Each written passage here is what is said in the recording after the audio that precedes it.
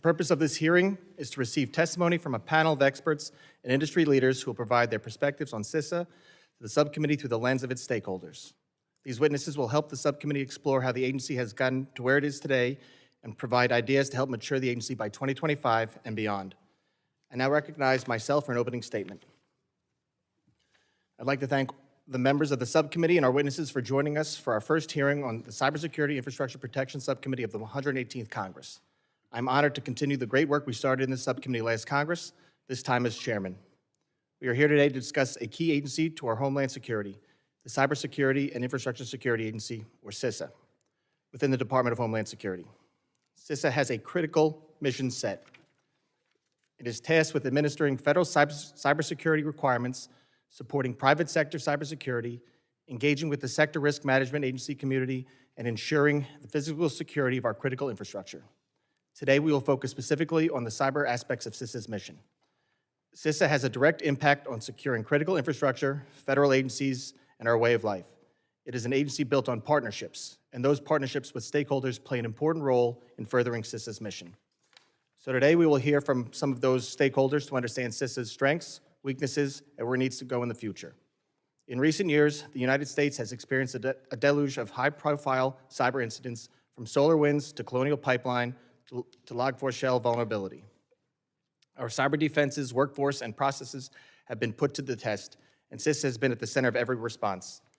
These incidents have elevated cybersecurity issues across the country and highlighted the importance of securing both federal and critical infrastructure networks.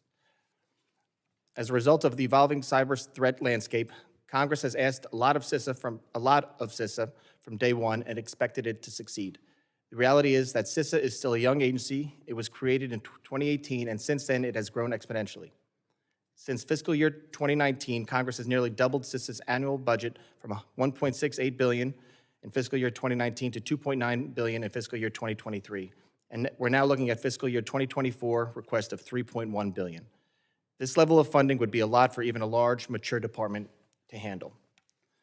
Congress has also given CISA significant new authorities, including the responsibility of establishing a cross-sector incident reporting rulemaking and the authority to persistently hunt for threats on federal networks without prior agency approval. Properly executed, these new authorities and resources will help CISA accomplish its mission. This Congress, our subcommittee will conduct rigorous oversight of CISA to ensure those new authorities are implemented appropriately, and CISA is a responsible steward of taxpayer dollars. We need to take a step back and allow CISA to get a handle on their new responsibilities and ask pointed, productive questions about its efforts. Like CISA is a partner to industry to help them improve their cyber posture, Congress should be a partner to CISA to help the agency mature and reach its full potential. We have 4 distinguished witnesses to kick off our efforts. Each witness brings a different perspective on CISA and its partnerships. With these witnesses, we will examine CISA's role as the nation's risk manager and how it balances that role with its responsibilities as a sector risk management agency for 8 sectors. We will consider the proper role for regulation while balancing security and collaboration with CISA as a partner to industry. We will also delve into CISA's federal network programs as well as external efforts as a partner with private sector to improve critical infrastructure cybersecurity, particularly through the Joint Cyber Defense Collaborative. Sounds like a lot we're doing today. Additionally, we will discuss CISA's effort to secure operational technology, or OT, an important aspect of critical infrastructure mission. Finally, I would be remiss if I did not comment on the need to address the cyber workforce shortage that both the federal government and many industry partners across the 16 critical infrastructures face.